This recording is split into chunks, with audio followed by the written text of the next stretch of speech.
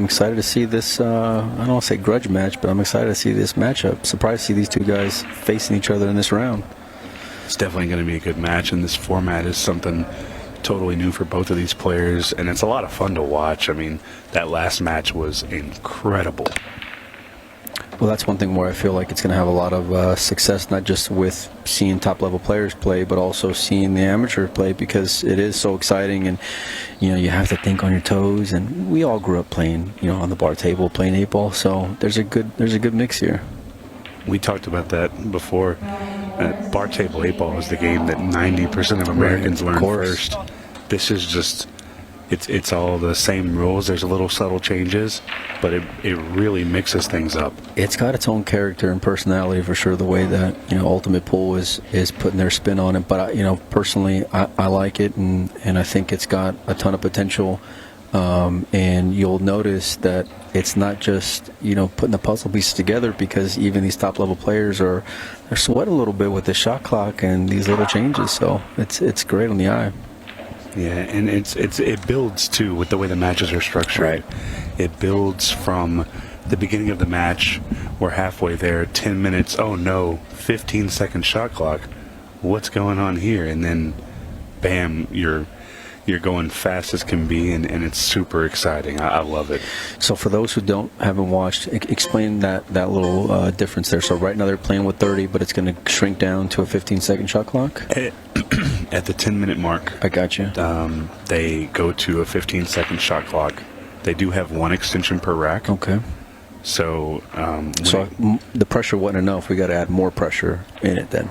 Yeah, and like I said, there's levels to it where you have the beginning, and you give somebody a chance to get ahead, and then all of a sudden you throw a wrench in the plan. Right, yeah. It's really incredible. Well, bar table 8-ball is one of the tougher games to break, so I think there's always going to have that mix where no lead is going to be protected, and then you have guys where if they got big breaks and smart patterns like you're seeing right now with Roberto, then they can work their way through any kind of problem, especially since they're so smart and they execute so well.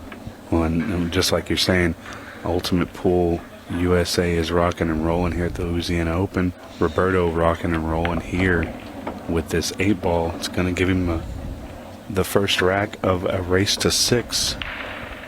I asked Roberto before the match started, I said, who are you playing? Because I had no idea he was playing Jeff as he takes rack number 1. And with just 2 minutes and 30 seconds roughly on that first rack, a lot of time left. Jeff gets the airtime in this break. I didn't think he was going to on the bar table, but he definitely gets the airtime. Hit that one a little flat. And he's going to come up dry here, Steven, and Roberto's going to have some opportunity. I tell you what, I'm not the best bar table player, but the stripes are sitting pretty good for me. Yeah, there's not too many big issues. Once there's a pocket and a view clear for that 15, the only other issue is the 14. Right. I think he's going to do something with that now, maybe. What better time to do it than right now? And he got it. And I love the way he played it, with the speed where it's going to be controlled. You're going into them, but you have an idea of where these balls are going to lay afterwards, and now you have some insurance. And this is what I love about attacking it early on, is the fact that you have opportunity to still continue with, instead of it waiting to the end and maybe get in some trouble. Well, that's maybe not what he wanted, but no. I think it's going to work out. He's got his insurance policy right there with the 14. Absolutely. It's going to be jacked up here. And so, are we playing all ball fouls or cue ball fouls only? It is all ball fouls. Okay, well, you got to keep an eye on this one here, because he's going to be tree-topped here on the where the 11 and 8's at. And you see there the match timer running down, or the shot clock running down. He did use his extension. He's going to back cut this 11 ball here. Kind of let the cue ball run loose. Probably try to get on the. Oh no! Wow, he can get a much thicker hit than I thought. Great shot there from Roberto. Now he's going to have to get this 14 ball. Nice little bridge as the referee's keeping an eye on things, coming across 2 rails here, and really it's the option of what you like. And the officiating here has been absolutely phenomenal. These guys are on top of it. I love it. I love I love it when referees stay out of it until they need to. Right. You know? Yeah. Played that last shot. Played that last shot really well, getting the cue ball off the rail to where he wasn't going to have any kind of trouble here as he just puts the tic-tac-toe together here on these last few, and 8-ball's going to go in the corner. Roberto's going to take a 2-0 lead against Jeff DeLuna.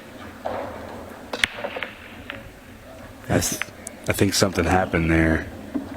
It broke and he made a ball, but I think something happened on his break that it looked a little funny. It did, but I tell you what, the end result came out looking pretty good for solids here. You definitely don't want to be stripes, that's for sure. No. Even if something crazy were to happen, right. Jeff would have a lot to work around. Absolutely right there, Stephen. Yeah. Roberto's not going to waste any time or take very much time in putting these together because everything is just sitting right there in the open. Draw back on the 7-ball, just a hair. Maybe even play a stop shot for the 6. I like that. Giving him an angle on the 6-ball where he can come on one rail for 2-ball on the side here next. Oh, it looks like he's putting some bottom on it. That'll work. I'm not sure that I like letting the cue ball go here because he didn't have to. Can he hit it? Can he hit it full, Stephen? I think you can hold on. That's good. You know, it's so funny trying to call this. Obviously, we're not pros. Of course. But these guys do take some funnier lines on a bar table sometimes. Right. And it can throw you for a loop. You think something's going to happen, and then they do something different. That's part of the beauty of 8-ball is just being able to, it's ever evolving, right? It's ever adapting, and as long as there's other things for you to shoot at, you can play it a million different ways. He went from the right to the left side here. See if it pays off. He's got to get back in it, and you got to start here. He's got a 3-ball down, and okay. It's not the greatest spread, but I think it's workable. Yeah, I think it's workable. I mean, you're definitely taking the solids on here, but you got some work to do. He's eyeing up this combo for the start. I think he can hit it full enough to still have an open shot afterwards. But the funny thing is, you got to make sure is where is that 4-ball going to go. You want to make sure and play it really controlled. What a great shot there from Jeff. Really underrated because he made sure and got such a nice contact from that 4-ball. That's one of those shots that you look at it and it looks simple, but it was everything but. Yeah, I mean, it's the kind of shot where, you know, if you don't take care of it, then it can put you in trouble when you were sitting really good otherwise. So, and he played that to perfection. He's going to be a little jacked up here on these 2 balls, but he's playing a nice little run around the table, bottom left, top right, and then bottom left. Well, if there's a shot in the rack that can get him in trouble, I think it could be right here. He's playing the 1-ball first. I thought he was going for the 2. Excuse me. And that eliminates having to deal with being tree-topped over that 15. It serves multiple purposes there. Great shot. And he got a little fortunate he didn't bump that 9-ball because it could have hurt him. Oh, absolutely. But now he's sitting really good here, Steven. You can just pinch it back. You want to have a little bit of an angle, but you can make the 5-ball. Now you got options here. Great shot there from Jeff. You like hitting this with inside maybe? Yeah, just a little to just help it around. I want a little bit of angle on the 7-ball just so I can get a nice little stun. But even if you get there straight, he can just. I think he's still good. Yeah, absolutely. Pulled it back, used every inch of the pocket on that one, but he wanted to make sure he got the cue ball off the rail enough. And Jeff's back in this game now from 3-0 to 3-1. It's so vital, especially maintaining control here of the match, which Roberto has right now, but it can turn. It can turn, and if it's dry, which it looks like it is, it can turn, and Jeff's got a real big opportunity here. Yeah, and we're just under the 22-minute mark, which there's still a lot of time. But if DeLuna is able to get out here, he's going to shave some time off that clock, and it's going to get closer to that 10-minute mark, which is when you really see things start to go a little off the wall. Right. That 15-second shot clock is just so unique in the amount of pressure that it puts right there. Even Jeff, he called the extension, but you saw the little bit of worry he had. Well, he knows that just making sure you get good here is of of the utmost importance for a few reasons. Number one is that, you got a chance to break serve here, which is most important. And if you can steal this rack, which he's got work to do, he's going to have the break in the next one. So big opportunity here for Jeff, and he knows. What an aggressive shot. Yeah. I love the way he played. Is he going to get rewarded, though, Steven? I think he's got the 3 ball. But now you got to address the second problem, which is that 4. Did he get good angle here to run into the ball if he needs to? I think I almost think he goes forward and comes up and bumps the 10 just slightly. Wow. You come out with that shot afterward. Oh, look at this. No, he just floated right in there. Wow. That's even better. Could not have asked for any better result from Jeff from that last breakout shot. And now everything's going to be in the open here for him. One more good shot to play. He should have an easy go at the 6 ball or the 1. I kind of like the 1 because you're not going to go into anything you don't need to. You're not going to be bumping balls that it's not necessary. It looks like the 6 ball must pass the 7 ball for him to play it that way, I'm guessing. Just as long as it doesn't touch that 7. Yeah. As long as he goes in clean, he's good. Oh, yeah, he's good. You can see, he's good. Coming out 1 rail. Great shot. This is the beauty of why I love 8 ball, because you have to work for it sometimes, right? Sometimes the outs are a little simpler, and sometimes you got to be real aggressive, take some chances. And in this case, the gambling paid off for Jeffrey DeLuna because he's about to get 3-2 back in this game, and more importantly, he's going to have the break in the next rack. Yeah, absolutely a big rack for Jeff. Really focusing in. Disaster. He hit that real flat, Steven. I'm surprised. And Jeff's known to get a real nice pop on the break. He plays a lot of other games outside of 8 ball where you got to get that pop on the cue ball. So I'm surprised to see that. But if you're Roberto, this is exactly what you need to, breathe a little more free. Yeah, you didn't see the normal pop that Jeff gets on his break. Right. The cue ball stayed right on the table, and it was a little disastrous. This isn't the easiest play out, though. He's got a little bit of work to do. He just called his extension, too, so he's going to have to make some decisions here. Is he going to play it off the ball? Is he playing the 3 ball on the side? That's a great shot. That's a smart shot from Roberto. That's exactly what he's doing. It's a very high-level pull shot right there. Knowing that you have to move that 6 ball to make it easier, and to play that shot where he could do all of that, get shape, and bust the 6 out. And now the combination that he was looking at earlier is going to set himself up beautifully here for the rest of the rack. I love the creativity from Roberto. He needs this ball to slow down a little bit, and it does. And this is a big rack here. By the time this rack is over, we'll be halfway through our match timer.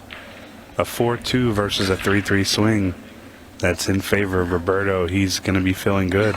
Well, and he's going to have the break again in this next rack, which we talked about a few times, is so important. But look how much more comfortable he looks, right? It seemed like before where he was trying to maybe convince himself, and by laughing and smiling, now he looks a little more free, and it's going to pay off that early strategy there from playing that 3 in the side. Roberto's going to get back to a 2-game lead here. Yeah, and you can see he's keeping an eye on that shot clock. He's keeping an eye on everything. It's so much fun to watch this happen. I'm really excited that I'm here. I know you're happy to be here. Yeah, and with 17 minutes left in this race to 6, Roberto needing a good break here, and if he gets it, he may be off to the races. I think he got one. Is he going to have a starter, though? That's the key.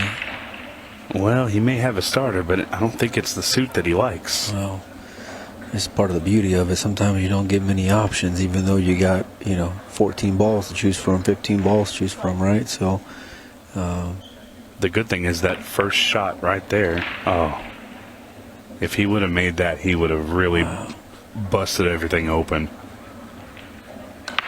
Yeah, I mean that was a really good window there to get into to spread everything out. Meanwhile, if you're a fan of Jeff, you got to be loving it, because now you're in a really good spot here. Now that Roberto kind of did all the hard work for you, right? I think the only really critical shot is getting on this 2-ball, which he's done right now. Great shot there from Jeff. Yeah, great quarterfinals action here, Roberto Gomez and Jeff DeLuna. We have more matches on the way. Following this, we have Corey Deuel and Shane Thompson. And then to end the quarterfinal matches, Chris Melling and Darren Appleton. And, of course, the winner of this plays the already advanced Tyler Steyer. Two-railed that 2-ball to go in, but it found a hole.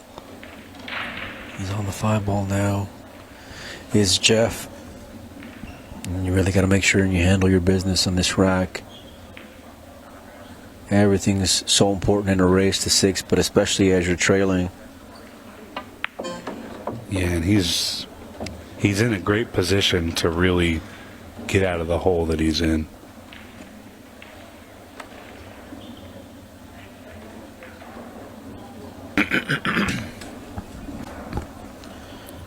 Great shot here on the 3, just to hold, get shape on really either the 4 or the 6, whatever he prefers. Option here.